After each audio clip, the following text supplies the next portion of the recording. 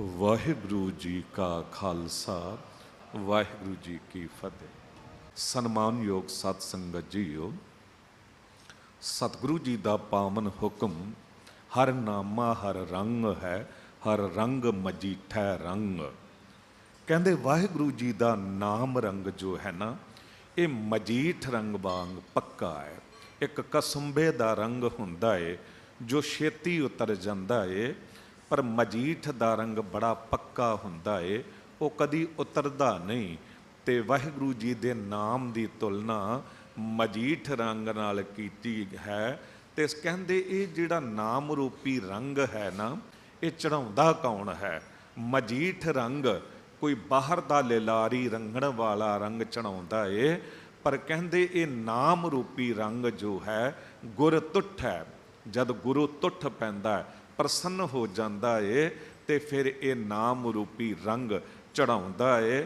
ਫਿਰ ਬਹੁੜ ਨਾ ਹੋਵੀ ਭੰਗ, ਫਿਰ ਇਹ ਰੰਗ ਕਦੀ ਵੀ ਭੰਗ ਨਹੀਂ ਹੋ ਸਕਦਾ, ਫਿੱਕਾ ਨਹੀਂ ਪੈ ਸਕਦਾ, ਫਿੱਟ ਨਹੀਂ ਸਕਦਾ।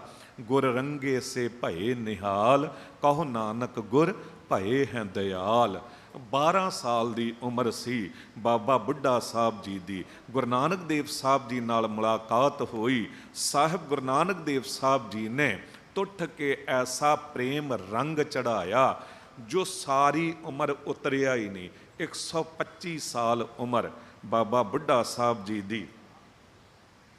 6 ਗੁਰੂਆਂ ਦੀ ਲਗਾਤਾਰ ਸੰਗਤ, ਤੇ ਗੁਰੂ ਨਾਨਕ ਦੇਵ ਸਾਹਿਬ ਜੀ ਤੋਂ ਬਾਅਦ ਗੁਰਿਆਈ ਦਾ ਤਿਲਕ ਗੁਰੂ ਹਰਗੋਬਿੰਦ ਸਾਹਿਬ ਸਤਿਗੁਰੂ ਜੀ ਤੱਕ ਬਾਬਾ ਬੁੱਢਾ ਸਾਹਿਬ ਜੀ ਹੀ ਦਿੰਦੇ ਆਏ ਨੇ।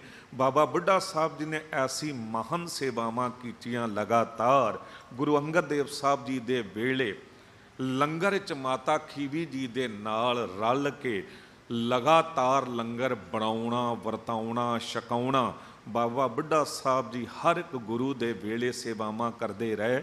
ਗੁਰੂ ਅਮਰਦਾਸ ਸਾਹਿਬ ਪਾਤਸ਼ਾਹ ਜੀ ਦੇ ਵੇਲੇ ਬਾਉਲੀ ਸਾਹਿਬ ਜੀ ਦੀ ਜੋ ਰਚਨਾ ਹੋਈ, ਉਹਦਾ ਸਾਰਾ ਕੰਮਕਾਰ ਬਾਬਾ ਬੁੱਢਾ ਸਾਹਿਬ ਜੀ ਅਗਵਾਈ ਕਰਕੇ ਵੇਖਦੇ ਰਹੇ।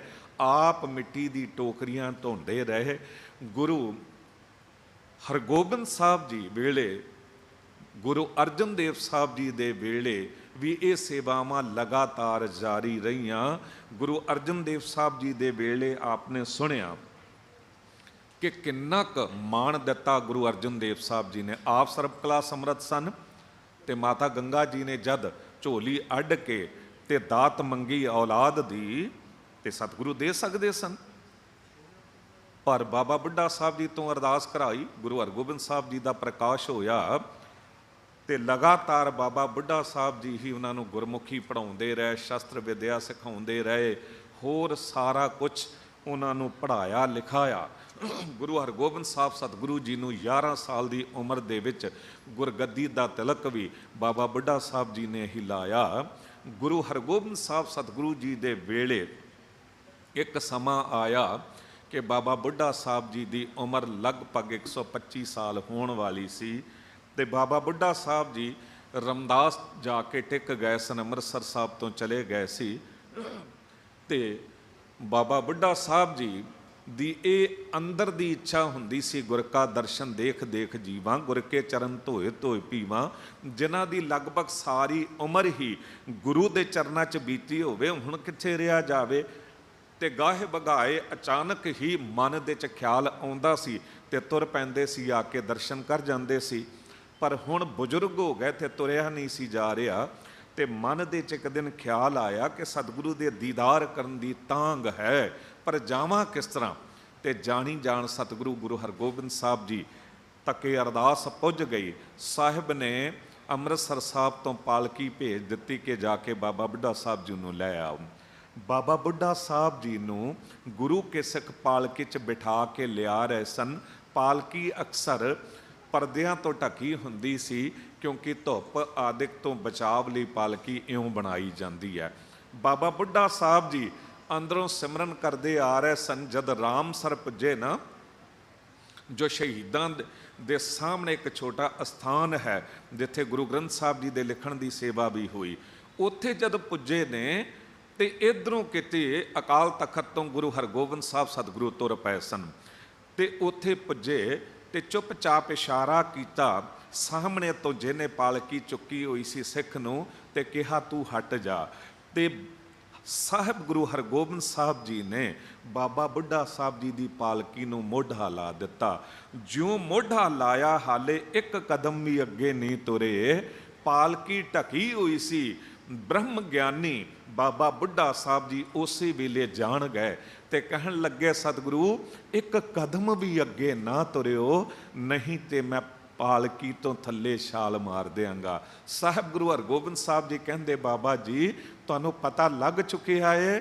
ਕਹਿੰਦੇ, ਸਤਿਗੁਰੂ ਜਿਸ ਵੇਲੇ ਤੁਸੀਂ ਅਕਾਲ ਤਖਤ ਸਾਹਿਬ ਤੋਂ ਤੁਰੇ ਹੋ, ਕਦਮ ਦਰ ਕਦਮ ਜਿਉਂ-ਜਿਉਂ ਮੇਰੇ ਨੇੜੇ ਆਉਂਦੇ ਗਏ ਹੋ, ਮੈਨੂੰ ਹਰ ਕਦਮ ਦਾ ਅਹਿਸਾਸ ਹੁੰਦਾ ਰਿਹਾ ਹੈ, ਪਤਾ ਲੱਗਦਾ ਰਿਹਾ ਹੈ ਕਿ ਮੇਰੇ ਸਤਿਗੁਰੂ ਮੇਰੇ ਵੱਲ ਆ ਰਹੇ ਨੇ।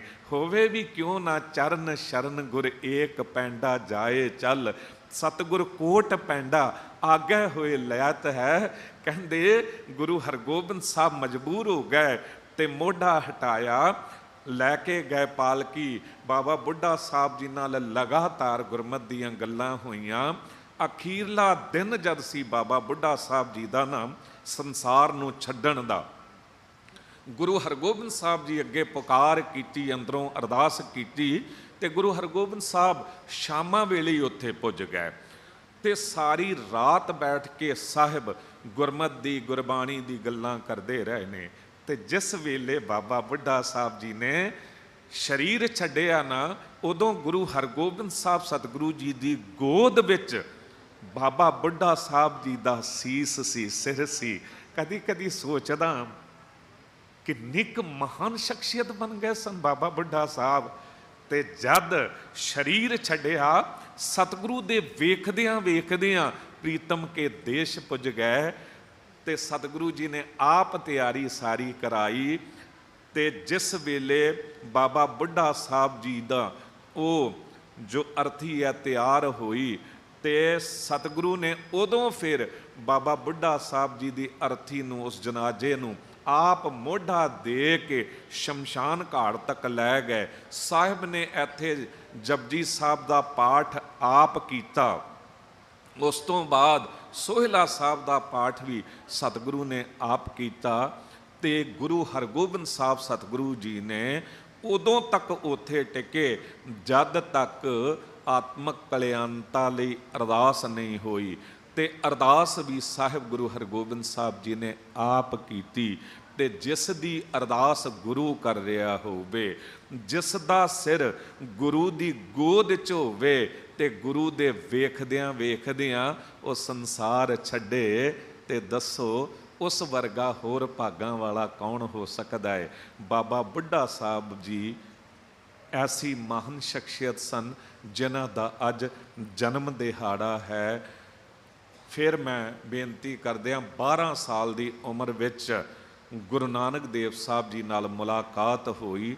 113 ਸਾਲ ਬਾਬਾ ਬੁੱਢਾ ਸਾਹਿਬ ਜੀ ਨੇ 6 ਗੁਰੂਆਂ ਦੀ ਸੰਗਤ ਕੀਤੀ। ਇੰਨੀ ਲੰਬੀ ਉਮਰ ਸੀ, ਪਰ ਉਮਰ ਸਫਲ ਸੀ, ਸਫਲਤਾ ਵਾਲਾ ਜੀਵਨ ਸੀ। ਬੇਅੰਤ ਬੇਅੰਤ ਵਧਾਈਆਂ ਬਾਬਾ ਬੁੱਢਾ ਸਾਹਿਬ ਜੀ ਦੇ ਜਨਮ ਦਿਹਾੜੇ ਦੀਆਂ। ਵਾਹਿਗੁਰੂ ਜੀ ਕਾ ਖਾਲਸਾ, ਵਾਹਿਗੁਰੂ ਜੀ ਕੀ ਫਤਿਹ।